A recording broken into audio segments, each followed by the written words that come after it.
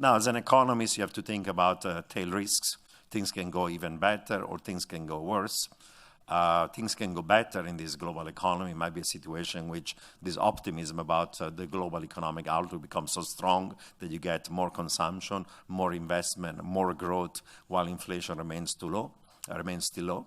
That's a scenario in which actually things could be even better than the consensus forecast, and I would not rule it out that that's a possibility. But if I look at the balance of the risk, I would say that compared to the baseline of growth next year, similar to this year, there are more downside risks than upside risk. And I'm going to talk about some of those downside risks. Now, I'm going to give you a list of things can go wrong, but this is not a prediction that all of them or some of them are going to go wrong.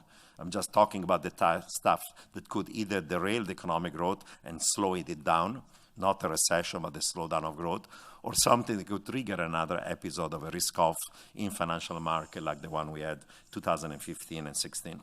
So what are the things that you have to keep in mind, tail risks that you have to worry about? I would say that the first one refers to the United States and the Trump economic and other policies. Of course, when he came to power, expectation of a fiscal stimulus, lower taxes, more infrastructure spending, more defense spending, less deregulation led to optimism that there'll be a pickup of U.S. economic growth and even an increase in potential growth. And that's why equity markets have been going higher since he was elected. However, there is a whole set of things that regards these economic policies that may lead to an economic outlook that is going to be more negative rather than more positive. And I would point out 4 of them.